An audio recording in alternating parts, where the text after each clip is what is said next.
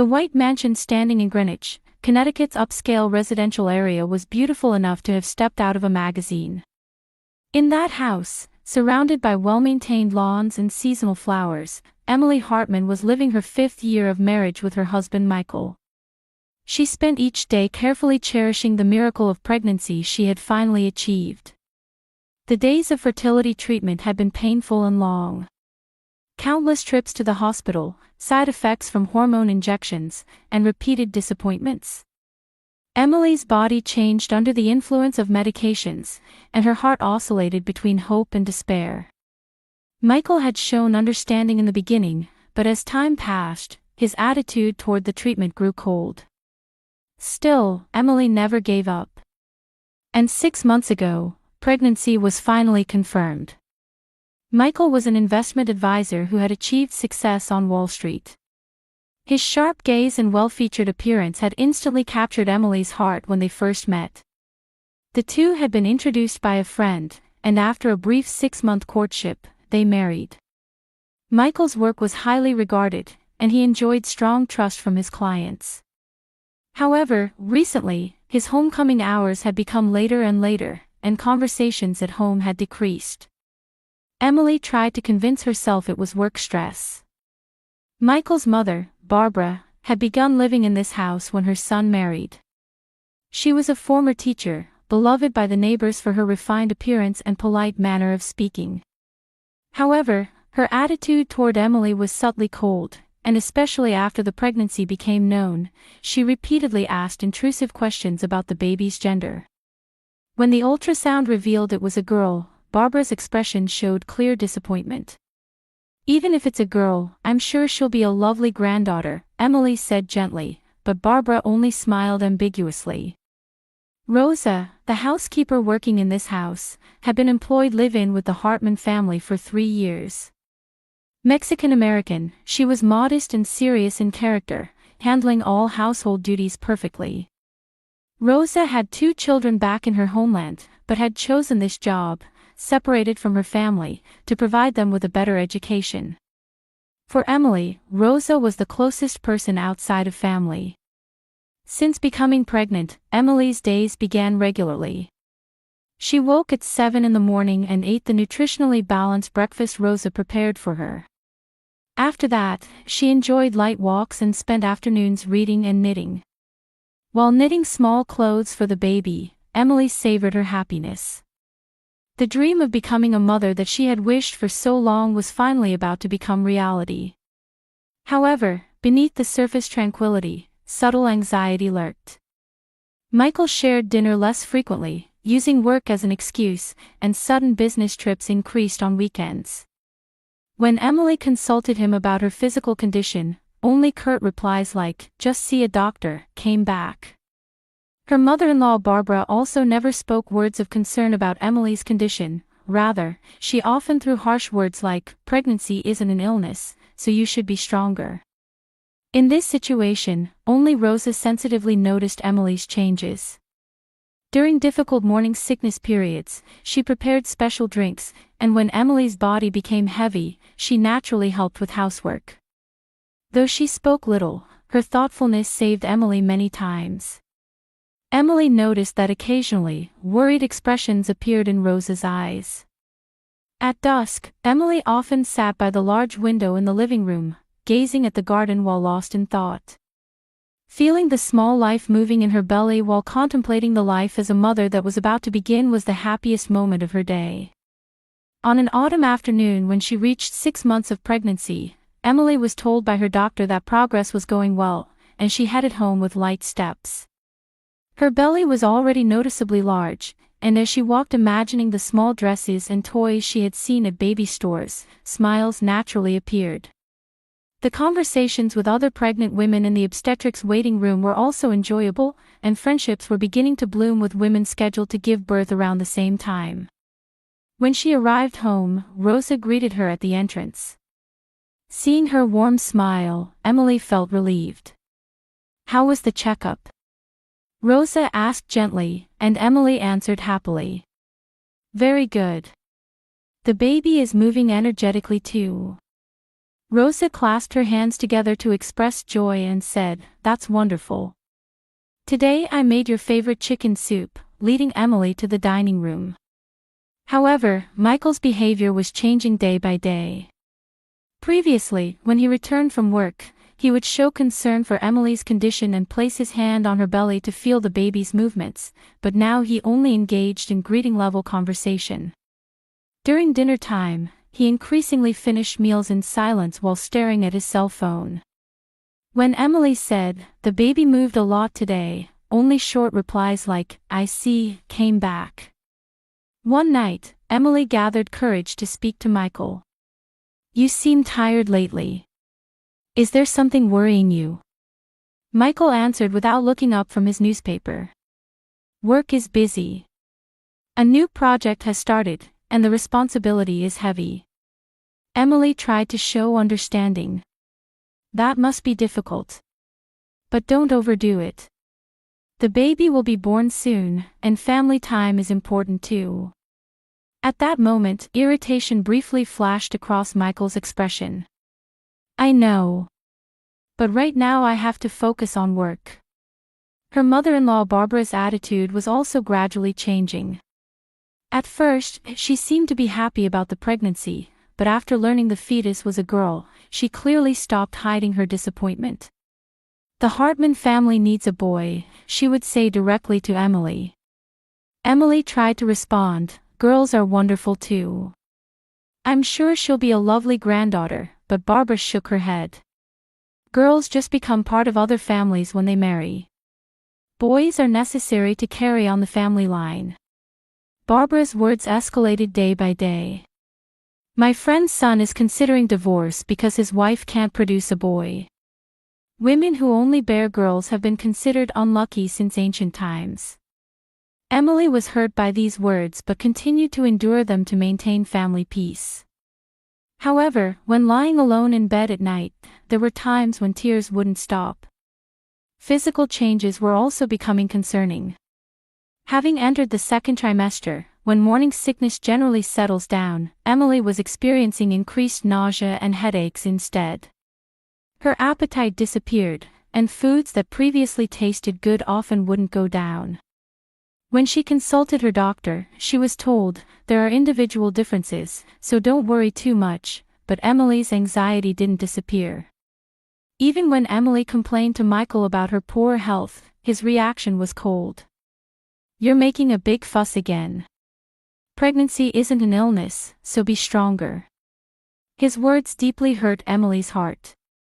The husband who once gently supported her was no longer there. The only salvation was Rosa's presence. She sensitively noticed Emily's physical changes, preparing easily digestible meals and brewing special herbal teas when morning sickness was difficult. Though she spoke little, her thoughtfulness was a great support for Emily.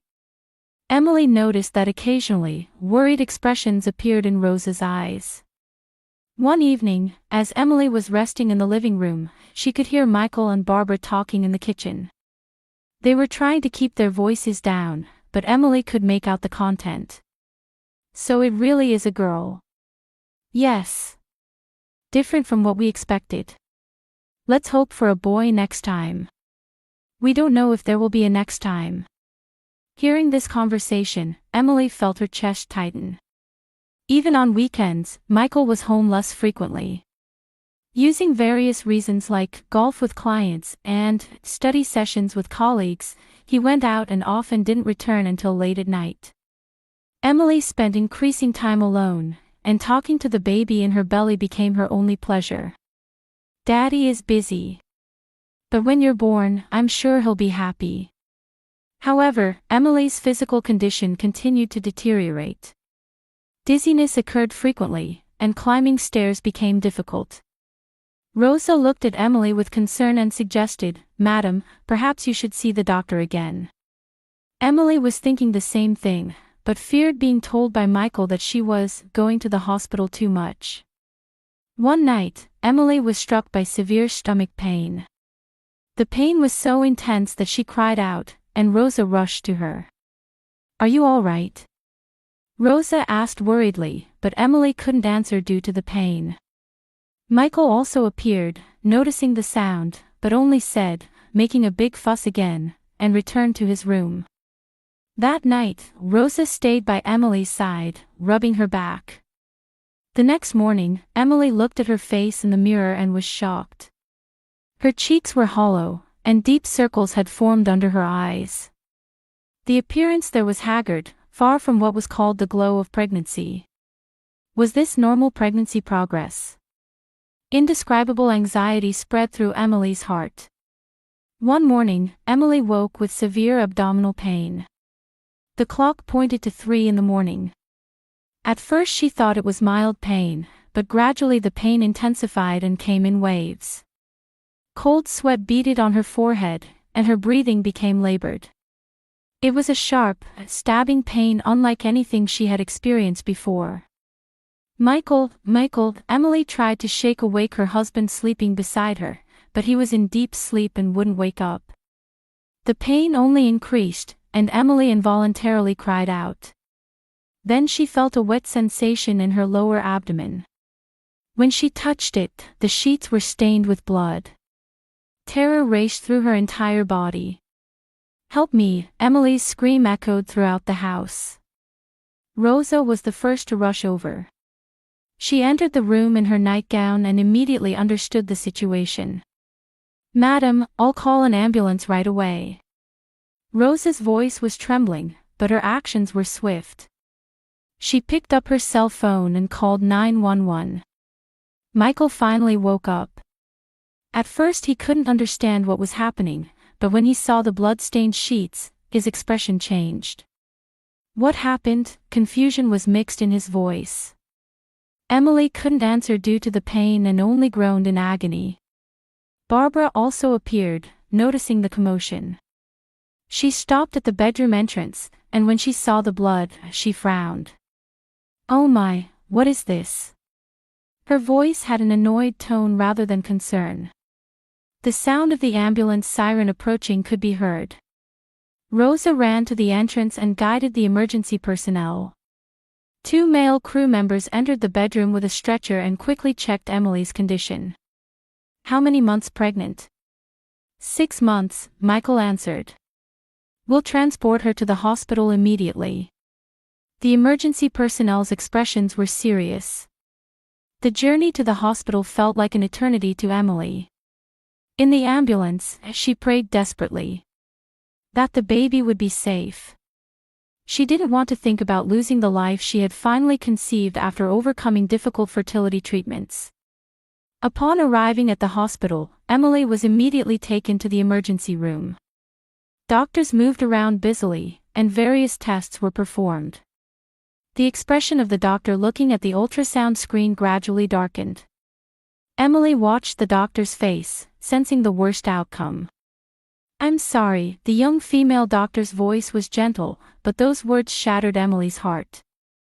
"We can't confirm the baby's heartbeat. It's a miscarriage." Emily's world collapsed. The child she had wished for so long was no longer in this world. She couldn't accept that reality. Emily cried out loud. A deep despair unlike anything she had ever experienced dominated her heart.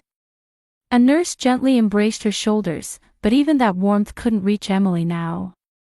Michael's reaction upon hearing the news in the waiting room was completely different from what Emily had expected.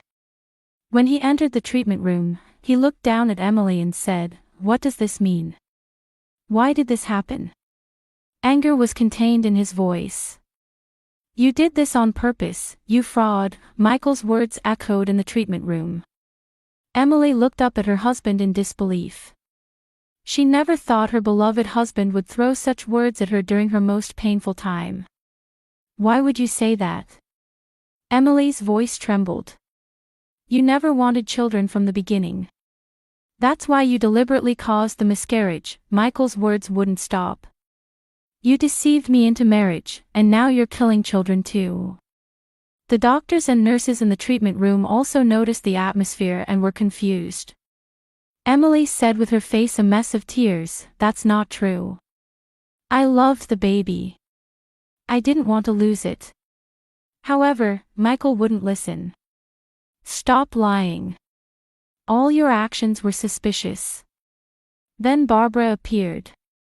She glanced at Emily and smiled coldly. I knew it. I could tell from the beginning. Emily looked at Barbara with clinging thoughts. She hoped at least her mother-in-law might offer words of comfort. However, Barbara's next words pushed Emily further into the abyss of despair.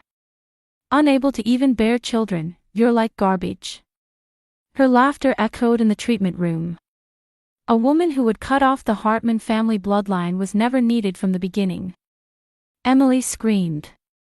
Help me, someone help me.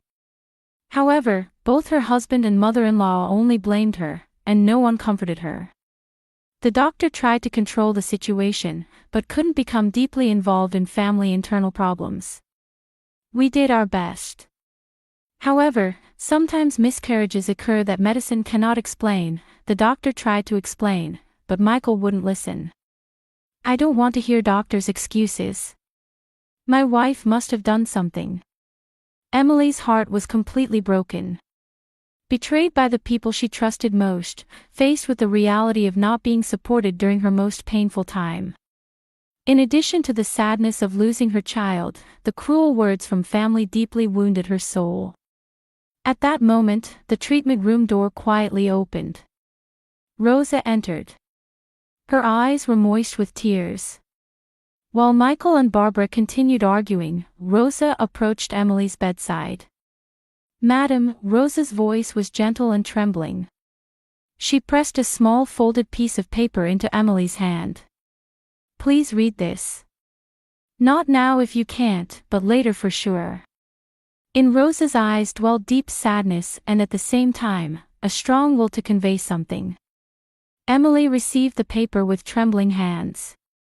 She didn't have the energy to read it immediately, but Rosa's serious expression remained in her heart. Why had she given her this piece of paper now? Michael and Barbara continued blaming Emily without even noticing Rosa's presence. This woman had problems from the beginning. The marriage was a mistake. Their words wounded Emily's heart even more deeply. When Emily was alone in the hospital room, she finally opened the piece of paper. There, written in careful feminine handwriting, was a short message. Dear Emily, I am Jessica.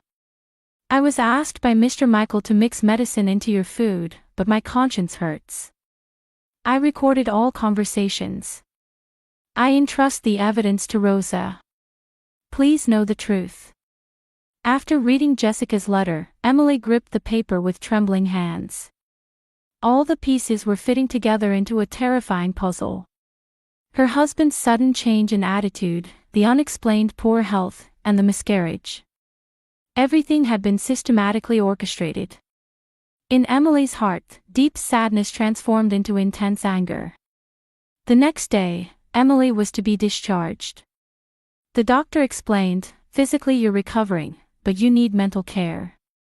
I recommend receiving counseling. However, Emily's head was full of thoughts of revenge. She could never forgive those who had taken her beloved child. Returning home, Michael and Barbara were going about their daily lives as if nothing had happened. Michael said things like, how about we go out to eat for a change of pace, and Barbara made insensitive remarks like, you should try to conceive a boy next time. Emily maintained a calm facade while internally planning to gather evidence. When she looked for Rosa, she was alone in the kitchen preparing meals. When Emily approached, Rosa turned around and looked at her with concern. Madam, how are you feeling? Rosa, I need to talk about that letter. Somewhere private, Emily said quietly. The two moved to an unused guest room. When Emily showed Jessica's letter, Rosa sighed deeply. So you did read it. Rosa, did you know everything? Emily's voice trembled. Rosa began to speak heavily. 3 months ago, a woman named Jessica started coming to this house occasionally.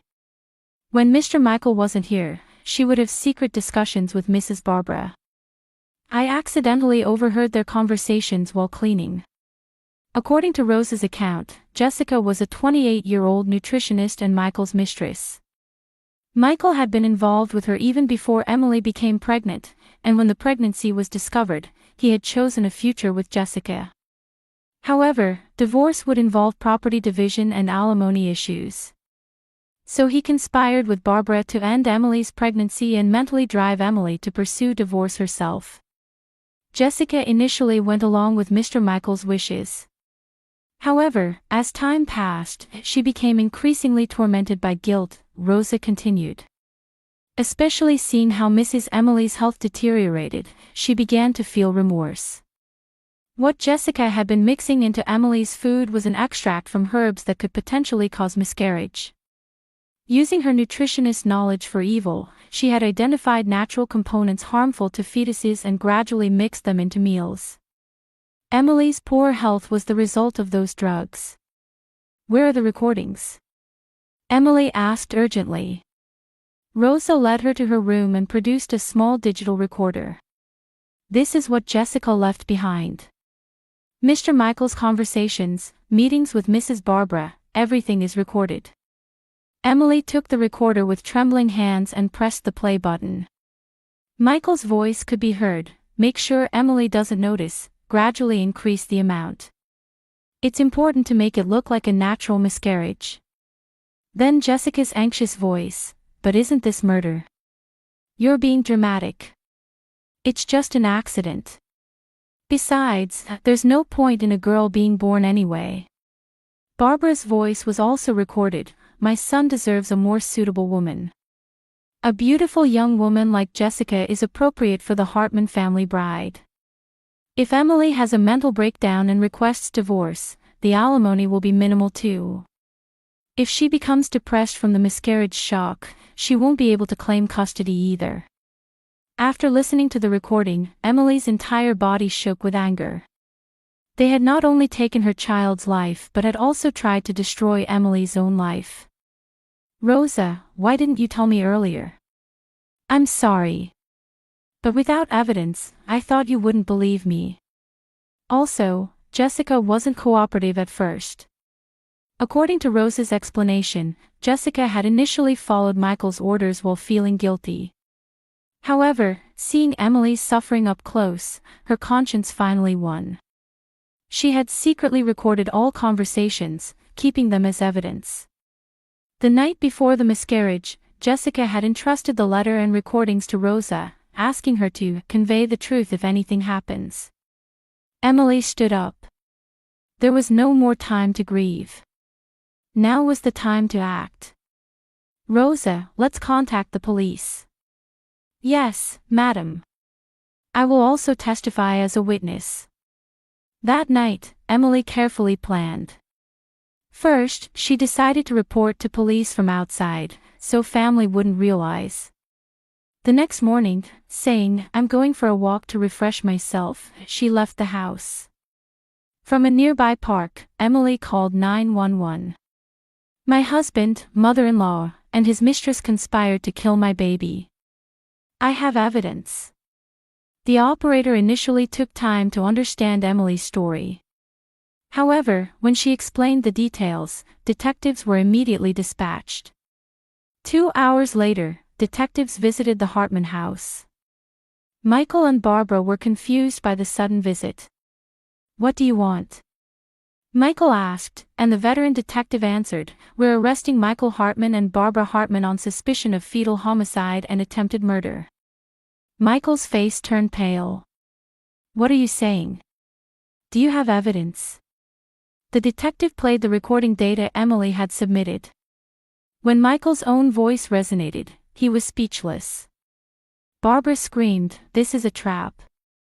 It's fabricated," but when she heard her own recorded voice, she sat down as if resigned. Jessica's arrest took place that evening. She didn't resist and actually showed a relieved expression. At the police station, she confessed in detail. "I was suffering from guilt every day. I'm truly sorry for what I did to Emily." Michael denied everything to the end, but with physical evidence, recordings, and Jessica's testimony, everything became clear. Barbara also tried to protect her son, but could say nothing in the face of evidence recorded in her own voice. Late at night, Emily sat alone in the living room. Justice had been served, but her lost child wouldn't return. However, knowing the truth made her heart feel slightly lighter. Rosa brought warm tea. "Madam, you really worked hard today." "Thank you, Rosa. Without you, I could never have known the truth."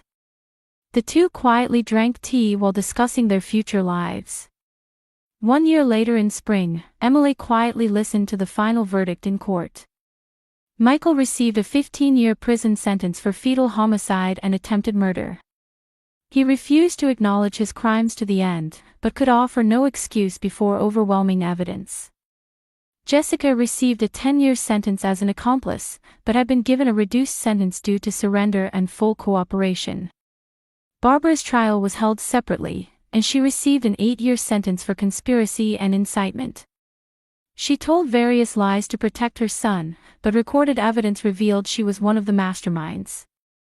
During the trial process, most of Barbara's assets were to be paid to Emily as compensation. Divorce proceedings were also completed, and Emily officially gave up the Hartman name. She had gained little from married life with Michael, but enormous compensation and property division enabled her financial independence. However, what was most valuable was being able to know the truth and finding truly trustworthy people. Emily purchased a new house. It was in a quiet residential area slightly away from Greenwich, a medium-sized house with a garden. Though not a luxurious mansion, it was a warm space that was perfect for Emily. She proposed that Rosa live with her. "Would you live with me?" Not as an employment relationship anymore, but as family.